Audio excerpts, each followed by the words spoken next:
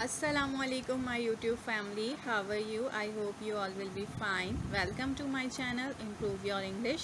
So in my today's video you are going to learn about negative and interrogative sentences of present simple tense, as well as you will get to know about WH family. Now let's start the video. So first of all, I will talk about the auxiliary verbs of present simple negative sentences. The auxiliary verbs are do not, और इसे short form में हम don't कहते हैं, does not, और short form में से doesn't कहते हैं.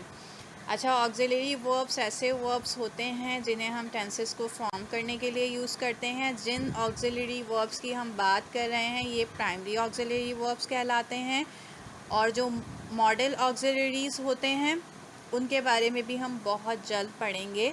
अच्छा, अगर कोई आपसे ये कह दे कि प्रेजेंट सिंपल टेंस या प्रेजेंट सिंपल नेगेटिव सेंटेंसेस के हेल्पिंग वर्ब्स बताइए तो आप कंफ्यूज मत हो जाइएगा, क्योंकि ऑक्सिलरी वर्ब्स को ही हम हेल्पिंग वर्ब्स भी कहते हैं. अगर इसकी जगह हम हेल्पिंग वर्ब्स भी लिख दें तो बात सेम ही होगी. Now let's talk about the formula. The formula is subject plus auxiliary verb plus verb first form plus object. Subject is doer of an action. Auxiliary verbs do not or does not. Verb is an action. Object is receiver of an action. अच्छा, अब सवाल ये है कि do not और does not कैसे use किया जाए. तो डज़ नॉट उस सूरत में हम यूज़ करेंगे जब हमारे पास सेंटेंस में subject third person singular pronoun होगा और एनी सिंगुलर नाउन होगा. जब भी हमारे पास सेंटेंस में, तब हम डज़ नॉट यूज़ करेंगे. और वर्ब की फर्स्ट फॉर्म कोई एस और ई एस का एडिशन नहीं करेंगे, क्योंकि ऑलरेडी डू की स्पेलिंग के साथ ई एस का एडिशन हो चुका है, तो ये स्पेलिंग डज़ बन गई. इसके अलावा बाकी जितने भी हमारे पास सब्जेक्ट प्रोनाउंस होंगे हम उनके साथ डू नॉट ही यूज़ करेंगे. Look at these examples. Concept clear करने के लिए मैंने एक ही सेंटेंस को first person, second person, third person और सिंगुलर नाउन के साथ सेंटेंस मेकिंग की है इसकी. First of all, I don't tell a lie. I is first person singular, so that's why we have used don't with it. She doesn't tell a lie. She is third person singular subject pronoun, so that's why we have used doesn't with it. और tell देख लीजिए, tell के साथ हमने सिर्फ verb की first form use की है, कोई s और es यूज़ नहीं किया. Ali doesn't tell a lie. अब अली यहाँ पर सिंगुलर नाउन है, so that's why we have used doesn't with it. You don't tell a lie. You is second person singular or plural, so that's why we have used don't with it. Let's talk about present simple interrogative sentences यानी सवालिया जुमले. The auxiliary verbs are do and does. Auxiliary verbs होते हैं इनके do और does, but the question is that how can they be used to make an interrogative sentence. So now let's talk about it. I am sharing the formula with you. The formula is do or does plus subject plus verb first form plus object. यानी क्योंकि ये सवालिया जुमले हम बना रहे हैं, so that's why first of all we will use do or does according to the subject, then subject plus verb first form plus object. अच्छा, डस किस सूरत में यूज़ करेंगे? जब हमारे पास सेंटेंस में सब्जेक्ट थर्ड पर्सन सिंगुलर होगा या फिर सिंगुलर नाउन होगा. जब हम डज़ यूज़ कर लेंगे तो हम वर्ब की फॉर्म के साथ कोई एस और ई एस का एडिशन नहीं करेंगे, क्योंकि जब हमने डू में ई एस का एडिशन किया तो ये स्पेलिंग डज़ बन गई, और यही डज़ हम थर्ड पर्सन सिंगुलर और सिंगुलर नाउन के साथ यूज़ कर रहे हैं. Now look at these examples. मैंने यहाँ first person, second person, third person और सिंगुलर नाउन को इंक्लूड करके एक ही सेंटेंस मेकिंग की है ताकि आपका कॉन्सेप्ट क्लियर हो जाए. First sentence is do I go to school. So इस सेंटेंस में आई फर्स्ट पर्सन सिंगुलर है, तो यहाँ पर हमने डू का यूज़ किया है. Does he go to school. He is third person in this sentence, so that's why we have use does before it. और वर्ब की फॉर्म के साथ हमने एस और ई एस का यूज़ नहीं किया, क्योंकि डज़ में ऑलरेडी ई एस ऐड हो चुका है. Do you go to school, इस सेंटेंस में सब्जेक्ट यू, ये सेकेंड पर्सन सिंगुलर है, so that's why we have used do before it.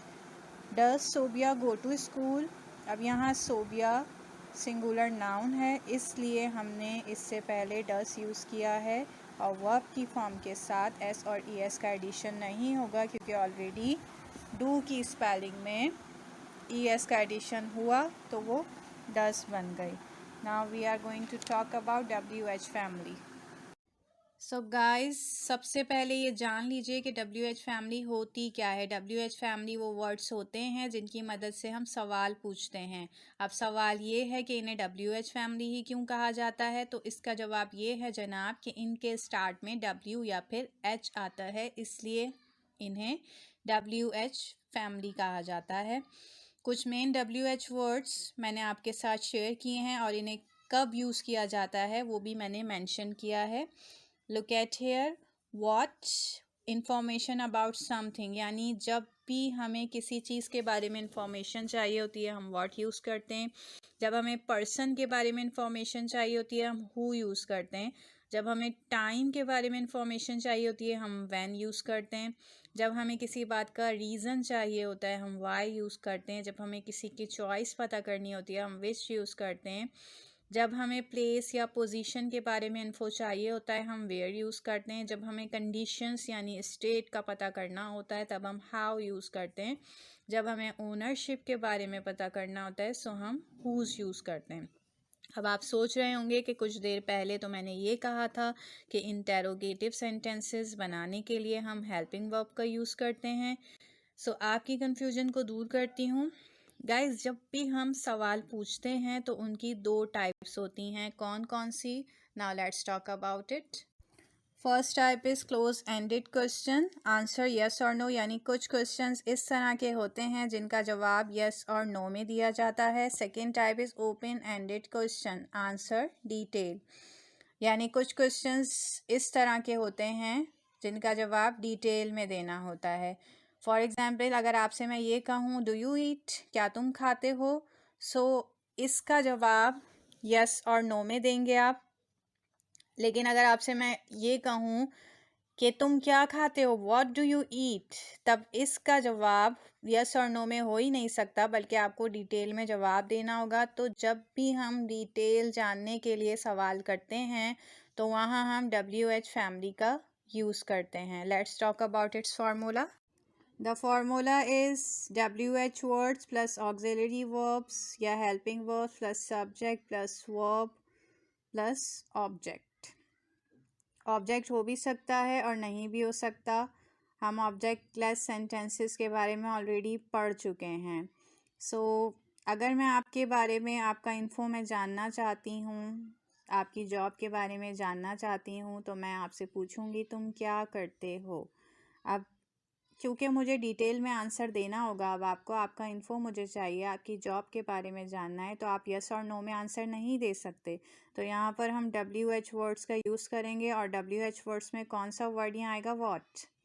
Auxiliary verb do, क्योंकि तुम, यू क्या है, सेकेंड पर्सन है। सब्जेक्ट हमारे पास सेकेंड पर्सन है यहाँ पर, सो यहाँ पर डू यूज़ होगा। उसके बाद वर्ब भी डू ही है, करना, डू। और ऑब्जेक्ट लेस सेंटेंसेस में ऑब्जेक्ट मौजूद नहीं है। सो क्या सेंटेंस बनेगा ये, व्हाट डू यू डू। यहाँ पर WH वर्ड हमने यूज़ किया है व्हाट। तो इस तरीके से WH वर्ड्स को क्वेश्चन आस्किंग करने के लिए यूज़ किया जाता है। Because we have learned about WH family today, so that's why I am sharing some WH questions with you which we use in our daily lives. First is, तुम क्यों हंस रहे हो, why are you laughing. लोग पानी क्यों पीते हैं, why do people drink water. तुम कहाँ से हो, where are you from. तुम कहाँ काम करते हो, where do you work. ये किसका है, whose is this. आप कब पैदा हुए, when were you born. तुम्हारी अम्मी क्या करती हैं, what does your mother do. तुम्हारा नाम क्या है, what's your name. आपकी वालदा कैसी हैं, how is your mother. So guys, that's all from my side. I hope you will like this video. If you like my video, so please like my video and subscribe my channel. See you soon in next video. Till then, take care and Allah Hafiz.